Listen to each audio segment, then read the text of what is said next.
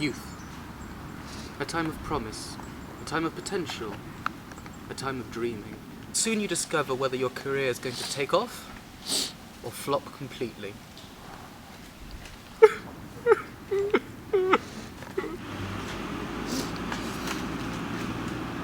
A time, in short, when an actor becomes an actor.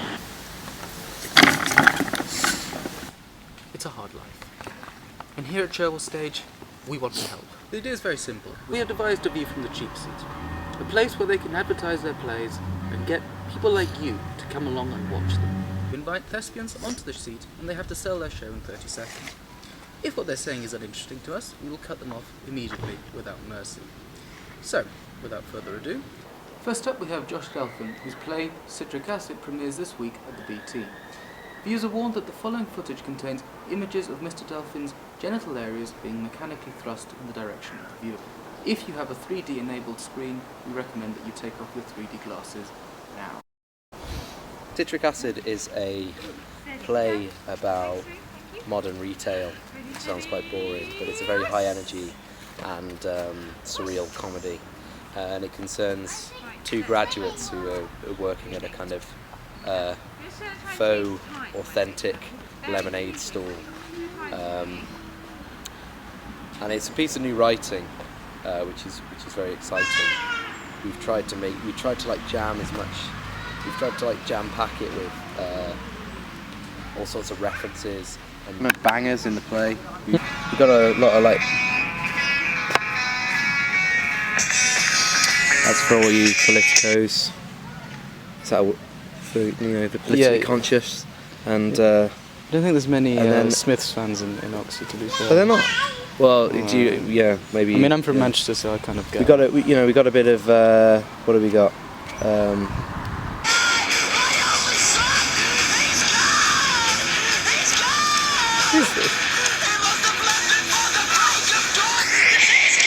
A bit more off the beaten track. It's a very high energy play. There's a lot of like.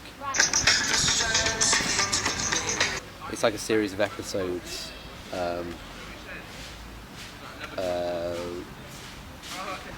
Karl Marx is supposed to spring up at some point, so look forward to that. It is a comedy and it's surreal. Citric Acid, third week. Get down. So no, we're really looking forward to it, and we hope to see you there. That was Josh Delphin. Sadly, Josh got thrown out of the park moments afterwards because the groundskeepers objected to his awful taste in music. Never mind. Next we have Freya Judd. Freya Judd is directing a play at the Playhouse called Pentecost. Now, if you've heard those awful rumours about young people taking hallucinogenic drugs in the park, sadly they're true. Hang on. Let me show this is so trippy. Pentecost is a play in fourth week. It's a play we've been working on for a very long time. We first bid for it 9 months ago, which we always joke is the amount of time it would take for us to have a child as a production team. And it's a play we all care a lot about. The basic premise of the play goes like this. In an Eastern European church, in an unnamed Eastern European country, a local art historian finds a mural that looks like it could be set to reinvent the Renaissance and the history of civilization. Along with an American art historian and an Oxford art historian, the three of them battle with various factions over who gets to control and keep the mural. At the end of the first act, everything changes when a group of desperate refugees from disparate political conflicts across the Middle East, Eastern Europe and the North come in and take the art historians and the mural hostage. And the second act is a fight for survival and a fight over the mural again. When we first bid, we could have had no idea how kind of upsettingly relevant the play would become. And it's kind of tragic in a way that a play written 20 years ago in 1995 is still so timely to this day. And I think it's a testament to David Edgar's kind of political commentary that he managed to write a play that still is so relevant.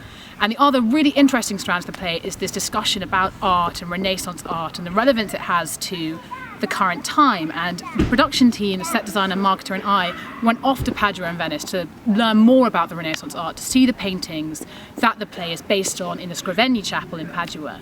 And we had this fantastic time, and it's really, I think, turned into a great project for us. That research has really made its way into building our set, which is this amazing church, and we've really just tried in creating the set and in creating the play to kind of replicate the very intensely spiritual, kind of mystical atmosphere that we found in the Byzantine churches in Venice, in San Marco's Basilica. Come and see Pentecost in 4th week, and hopefully it will be able to start a discussion about those struggling at the gates to Fortress Europe, and it will hopefully be able to start discussion in Oxford about how we can do our best to help the refugees across Europe and in Calais right now.